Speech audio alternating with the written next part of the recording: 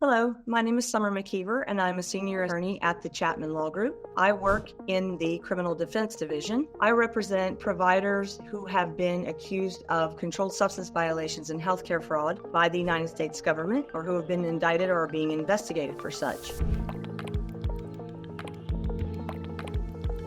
Today I'm going to focus on the government's primary target right now, which are pharmacists and pharmacy owners. I have noticed a common trend with the government going after pharmacists and pharmacy owners for healthcare fraud based on their billing practices. I believe the government's doing this because, as I've noticed, it's a very easy way to go after these particular providers. It's all based on numbers. Simply what the government has begun doing is indicting pharmacists and pharmacy owners for billing problems with regards to invoice reviews. The government is using these invoice reviews to basically look to see if pharmacies are buying enough of the particular drug that they are billing Medicare and Medicaid for. The reason why I say this is easy is because they simply try to get the wholesale records to determine what a particular pharmacy is purchasing, and then compare that to the claims that are being submitted to Medicare.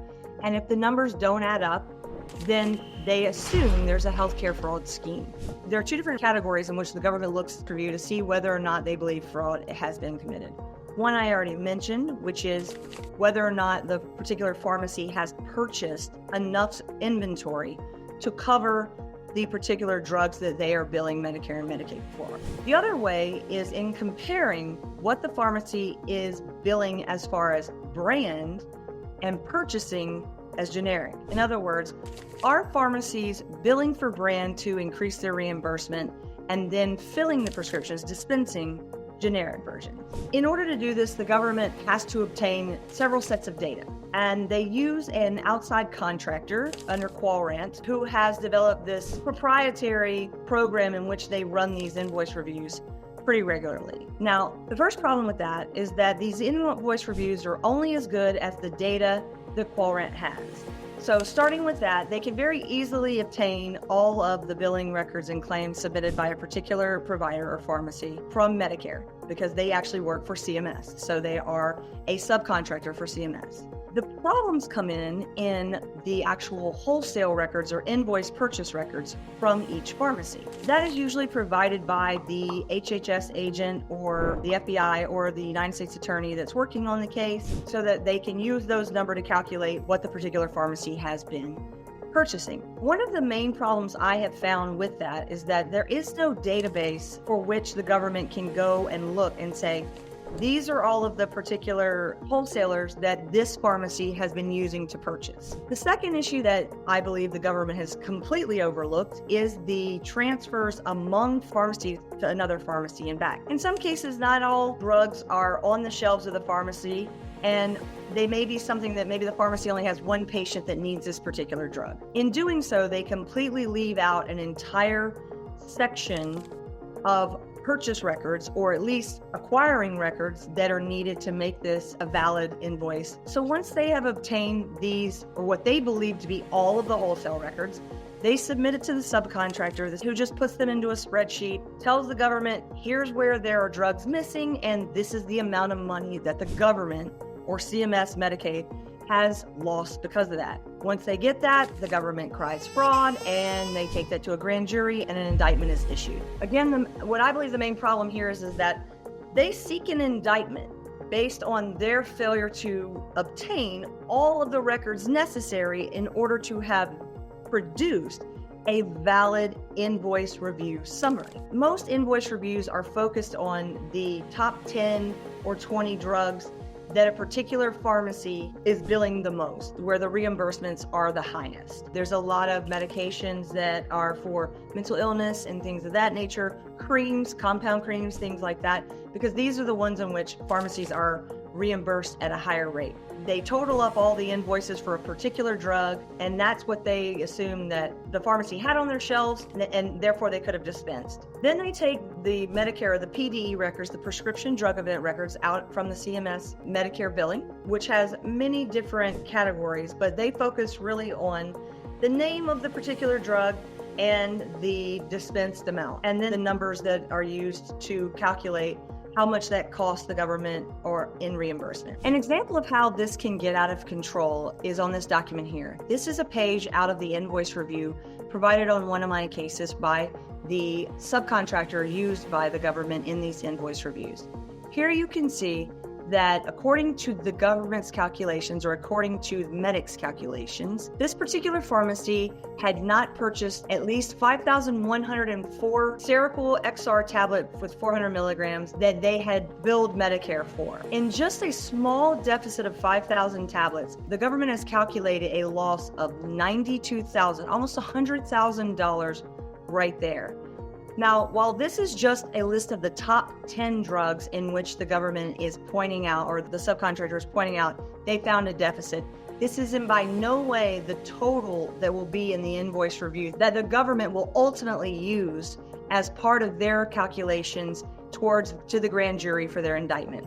In fact, just this number from these 10 drugs right here indicate or total up to be a loss of over $1.8 million when compared to the PDE records. Now, the problem with this is not all wholesalers invoicing are the same. Some use their own variations, some use their own abbreviations for the drug. There's not a standard way for which a wholesaler can provide you the documentation on their records. What I've found is that the CMS subcontractor does not use the NDC number, which clearly would be a more standard way in which to calculate these numbers if you're going to compare apples to apples purchases versus PDE records. So a lot of times the subcontractor will miss completely a whole section of drugs based on the fact that it was either categorized or written or used an abbreviation in the wholesaler's invoice records. I've also found where there's just plain human error. And the human error is based on the fact that the government will request these documents, these records from these wholesalers. They will provide them. The government will assume they've got everything they need, and they will provide it to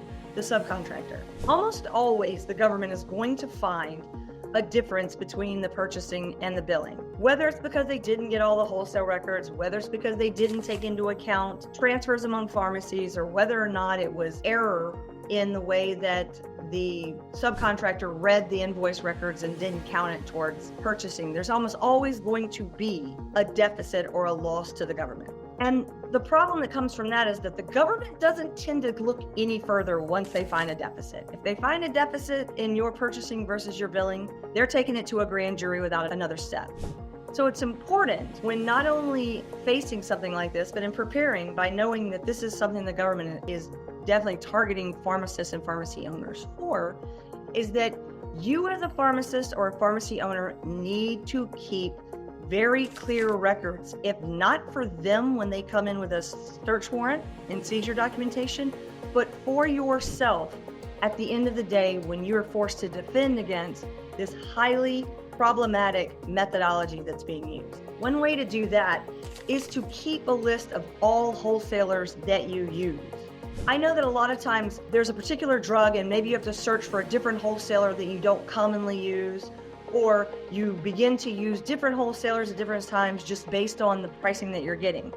That's fair, but it's important to keep a concise list of all of your wholesalers in one place so that not only is the government not searching and scrambling to find it, but neither are your attorneys when they're searching to find out who you've used over the many years that you've been a pharmacist and you've been ordering. The second thing is to make sure that you keep very good records about transfers among pharmacies. It's very common. It's not difficult to do. You're actually required to do it under the rules. And so it's also going to be important later down the line. So I strongly urge anyone who is looking at such an investigation to, number one, immediately contact a healthcare attorney and to make sure that that attorney is someone who focuses primarily on healthcare law.